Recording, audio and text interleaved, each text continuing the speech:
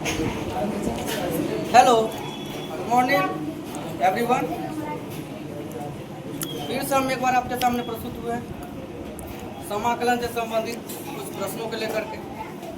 आज हम आपको बताएंगे डिफिनिट इंटीग्रल मतलब डिफिनिट इंटीग्रेशन के बारे में, निश्चित समाकलन के बारे में क्या करेंगे। आज आपको हम क्या करेंगे, कुछ बेसिक चीज बता देते हैं। जिस बेसिक फॉर्मूले से क्या होगा, आपको जितने भी सारे क्वेश्चन होते हैं उस क्वेश्चनों को क्या करेंगे, हम सॉल्व करेंगे।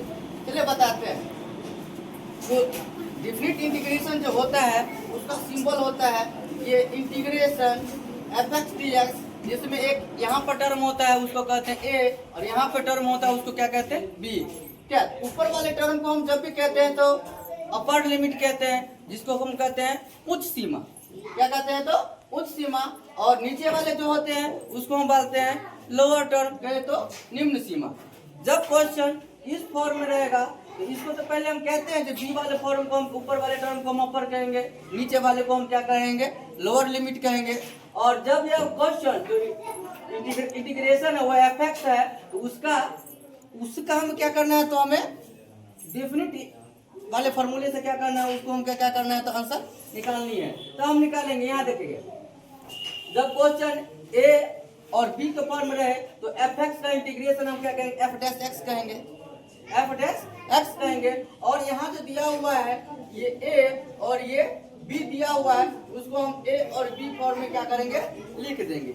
इसके बाद हम जो देखते हैं, अब इसका इंटीग्रेशन हम एफ डैश एक्स निकाल लिए हैं, तो एक बार इसी प्रश्न में मतलब जो इंटीग्रेशन आया है निकाल करके उसमें एक बार बी का मान रख देंगे और उसी इंटीग्रेशन में एक बार ए का मान रख देंगे। इसके बाद जब हम क्या करेंगे, कुछ कैलकुलेशन करेंगे तो फाइनल रिजल्ट हमें क्या होगा, वो प्राप्ति हो जाएगी। इस फॉर्मूले से ही एक रिलेटेड हम क्वेश्चन लिए हैं, जिसको हम क्या करेंगे, इस फॉर्मूले पर हम उसको क्या करते हैं, तो सेट करके देखते हैं। आपका क्वेश्चन है अपर टर्म इसमें दिया हुआ है बी और लोअर टर्म दिया हुआ है ए, और दिया हुआ है किसका निकालना है, तो एक्स का क्या करना है, हमको इंटीग्रेशन निकालना है। तो यहाँ पर जो ये एक्स है, ये जो एक्स डी एक्स है, वही आपको यहाँ पर क्या कहलाता है, तो एफ एक्स कहलाता है। क्या कहलाता है, तो एफ एक्स कहलाता है। जब एफ एक्स यहाँ पे था, अब उसका इंटीग्रेशन एफ डैश एक्स हुआ है, तो यहाँ पर क्या करना है हमें, ये एक्स क्या करना है, इंटीग्रेशन क्या करना है हमको निकालना। तो पहले हम नॉर्मल तरीके से जो इंडिफिनिट में निकाले थे,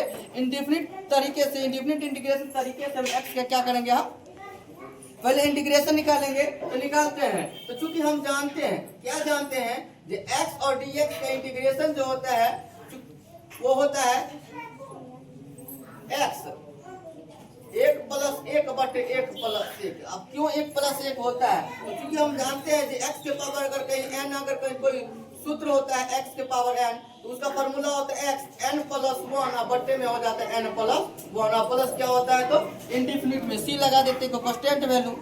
क्या यहाँ पर हम इसी वाले फॉर्मूले को क्या करते हैं, तो प्रयोग करते हैं। यहाँ पर हम देखें एक्स एक कितना हो गया, दो, और बट्टे में क्या हो गया, दो। अर्थात एक्स अगर कहीं इंटीग्रेशन में दे रहा तो उसका इंटीग्रेशन फॉर्म क्या होता है, एक्स स्क्वायर बट्टे दो होता है। तो यहाँ पर लिखेंगे हम एक्स का एक्स स्क्वायर बट्टे में दो, और अपर टर्म कितना है बी, और लोअर टर्म कितना दिया हुआ है ए।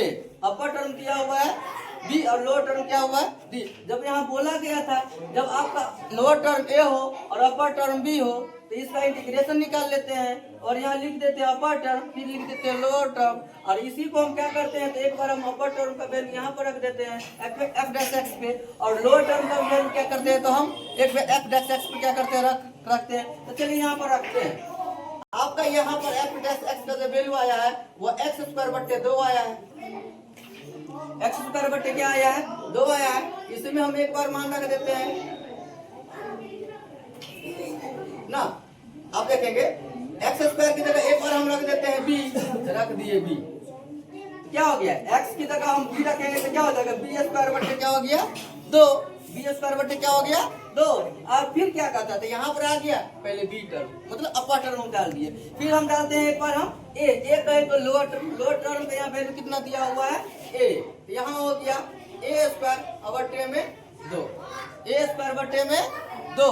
अब इसको हम सॉल्व कर देते हैं, या नहीं तो प्रश्न का आंसर यहाँ पर भी आंसर हो सकता है, या नहीं तो अगले टर्म में करेंगे, दोनों का हम जिनका जोड़ घटाओ मतलब fraction, subtraction of the fraction करते हैं। तो दो दो का एलसीएम कितना हो गया, 2 बी स्क्वायर माइनस ए स्क्वायर, यही आपका क्या हो गया, तो डिफिनिट इंटीग्रेशन हो गया। इसी तरह से एक और हम एग्जांपल देकर आपको बता दे रहे हैं। Example number 2, example number 2 question हम ले लेते हैं x plus 1 integration x plus 1 and upper term ले लेते हैं 5 और लोअर टर्म ले लेते हैं 0। इसका क्या करना है, हमको डेफिनिट इंटीग्रल निकालना है, डेफिनिट इंटीग्रल निकालना है। तो यहाँ थोड़ा सा ध्यान से देंगे क्योंकि फॉर्मूला लगेगा यही, फॉर्मूला लगेगा यही। तो पहले हम क्या कहें, जब पहले जो एफ एक्स डेल रहता है तो एफ एक्स के वैल्यू यहाँ पर क्या हो गया, x प्लस 1, x प्लस, बोलिए यहाँ पर दिया हुआ है एफ एक्स का वैल्यू x प्लस 1। तो एफ एक्स का जो वैल्यू होता है उसका जब हम इंटीग्रेशन निकालते हैं तो उसका जब हम इंटीग्रेशन निकालते हैं तो ये x दिया हुआ है, x का जाके x स्क्वायर बटे 2 होता है। अब क्यों ऐसा होता है, तो चूंकि यहाँ पर हम क्या किए तो आपको बताएं, यहाँ पर क्या किए तो जब x दिया हुआ रहता है तो उसका वैल्यू हम क्या किए तो आपको बताए हैं। तो यहाँ पर देखिए हम आपको लिख दिए। और जब कोई कांस्टेंट वैल्यू होता है 1 2 3 4 5 6 या ABCD का रहे, ABCD का कोई फॉर्म रहे तो क्या करते हैं, अगर 1 है 1x होगा, 2 है तो 2x होगा, 3 है तो 3x होगा। उसी तरह से यहाँ पर 1 है तो 1x होगा, ये आ गया। अब हम क्या करेंगे, अपर टर्म और लोअर टर्म का वैल्यू क्या करेंगे, यहाँ पर हम लिख दिए। अपर टर्म था 5 और लोअर टर्म कितना था 0। अब हम क्या बताते हैं, यही एफ एक्स पे एक बार हम अपर टर्म का वैल्यू रख देते हैं, फिर इसी एफ डैश एक्स पे क्या करते हैं, एक लोअर टर्म का वैल्यू रख देते हैं। चलिए रखते हैं, जहाँ जहाँ x है, जहाँ जहाँ x है वहाँ पर अपर टर्म क्या है 5 है, तो हम 5 रखते हैं। तो x की जगह हम 5 रख दिए तो 5 के स्क्वायर बटे क्या हो गया। अब हम कर रहे हैं कि जब एफ बी का वैल्यू आ गया तो हम एफ ए का क्या करते हैं तो वैल्यू रखते हैं, और एफ ए की जगह पर क्या है तो 0, एफ ए की जगह पर क्या है तो 0। तो जहाँ जहाँ x है तहाँ एक बार हम 0 रख देते हैं। अच्छा, जहाँ x है तहाँ क्या किया था 0 रख दिए।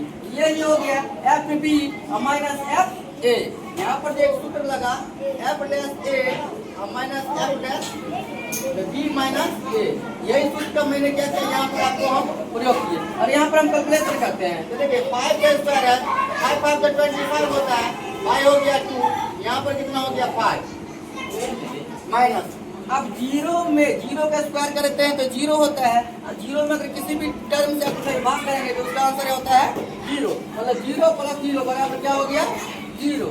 अब यहाँ पर भी का क्या करते हैं तो जोड़ करते हैं तो 2 एलसीएम हो गया 25 प्लस 5 2 35 बाई कितना आ गया 2। यही आपको क्या हो गया तो इंटीग्रेशन अपर टर्म 5 और लोअर टर्म 0 प्लस 1 डीएक्स क्या हो गया तो कैलकुलेट करके आंसर कितना आ गया 35/2। इसी तरह से इसका क्या हो गया आंसर हो गया फाइनल। इसी तरह से इस बेसिक फार्मूले से आपको इसी पर कोई भी क्वेश्चन आएगा आप इस फार्मूले से क्या कर सकते हैं तो बना सकते हैं।